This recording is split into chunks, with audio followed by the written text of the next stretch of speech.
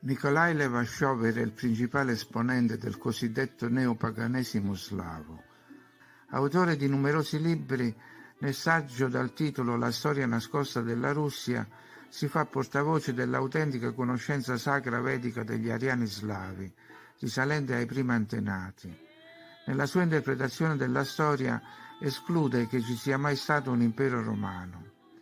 Afferma che dall'antichità fino a un vicino passato vi è stato sempre solo un unico impero ariano-slavo, tanti popoli in un unico stato, i cui primi abitanti erano gli slavi ariani. Tutti i monumenti antichi furono creati dalla civiltà russa, civiltà che cominciò a decadere con la cristianizzazione della Rus di Kiev. Gli stranieri conoscevano la terra dell'immenso impero ariano-slavo col nome Grande Tartaria. E questo per quanto riguarda Levashov. Adesso i blogger russi hanno esteso le indagini.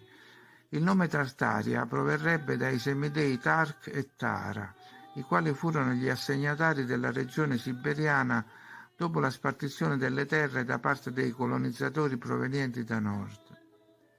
Tark e Tara, assimilabili agli Elohim o Anunnaki, si stabilirono lungo il corso inferiore del fiume Kolyma, in Yakutsia, e Tartar fu la prima capitale del regno.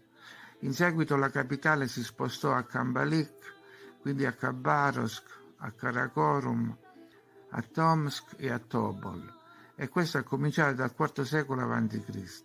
Le lingue di Tartaria erano il Moghul, l'arabo, il russo e il turco. Le città più importanti erano Kazan, Kostroma, Samara. La forma di governo era una monarchia, il cui capo era il Gran Khan. Nei secoli si sono alternati alla guida dell'impero personaggi dai tratti leggendari come Ivan il Grande, Gengis Khan, Ivan il Terribile. La religione era l'arianesimo. Nel periodo di maggiore splendore era l'impero più vasto del mondo. Poi sono cominciate le lotte interne e le incursioni dall'esterno. Alessandro Magno conquista l'Anatolia e la Persia. Nel XII secolo ci sono le guerre fra i Moghul. In seguito la pressione e l'influenza del monoteismo portò a una scissione fra Europa e Asia.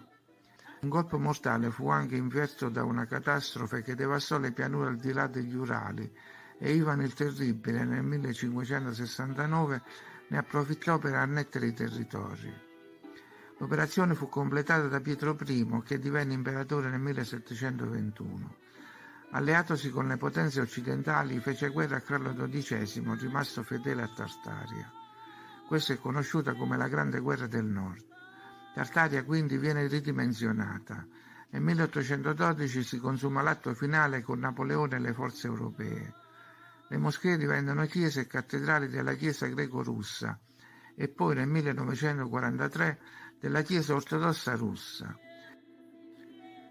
Tartaria viene cancellata dalle mappe. Restano solo testimonianze sparse qua e là. Fra le bandiere navali del 1865 compare lo stemma di Tartaria, il grifone su sfondo giallo.